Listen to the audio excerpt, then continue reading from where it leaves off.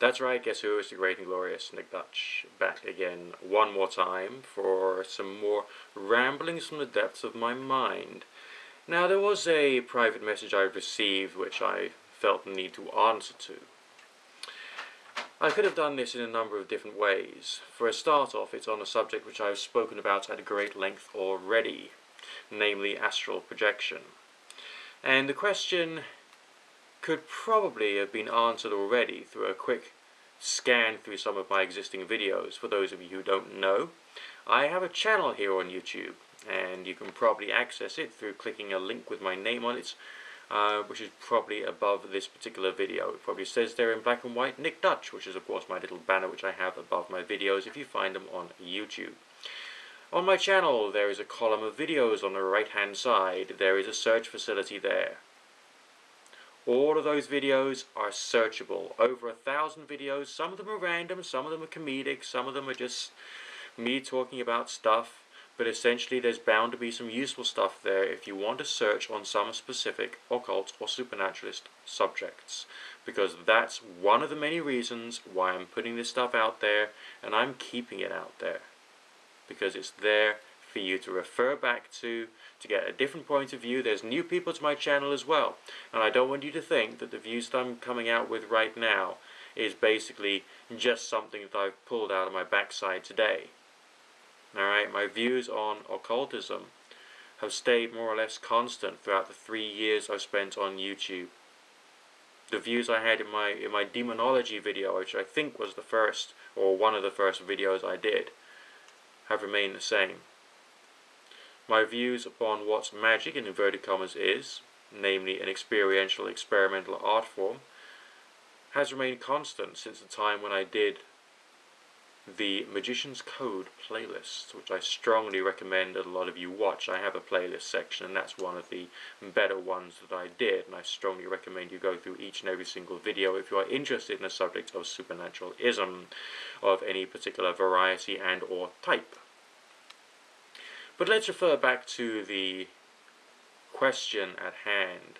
There was a part of the question which said, like, is astral projection easy, or is there an easy way of doing it? To which one could answer, is there an easy way of climbing Mount Everest? The fact of the matter is that it takes time, and it takes work. Fortunately, most of this work is actually done when you're either at rest and in meditation, or indeed when you're lying on your bed at night, because essentially the body falls asleep, usually, and then you can go for a walk.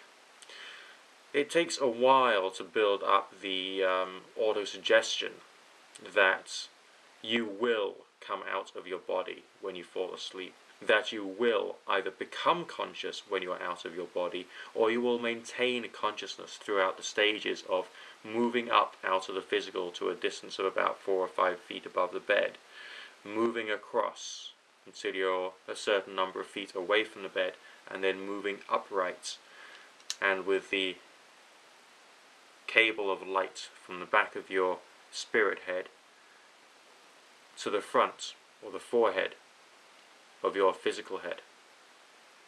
You build up the mental image after a long period of time. You put a certain strong willingness to do this. You practice with visualizations of yourself floating up when you're doing meditation. You try and enter the mood or the state of mind. You learn what that state of mind is, of that floating, gentle floating feeling and the sense of moving upward, which can actually be a little disconcerting. Sometimes even slightly unpleasant, as can the various sensations relating to vibration or a feeling of your head being tugged or pulled, sometimes in a rhythmic manner at varying different speeds depending upon the situation at the time, which one could argue, hypothetically, is one of the reasons why one is often unconscious as the apparent spirit is leaving the physical body. Trying to will yourself to become conscious at a certain place or location can also be rather difficult. But with perseverance and over years, it can eventually be done. I had an experience after a period of time away from deliberately practicing astral projection when I'd started to get myself back into the gist of doing it again.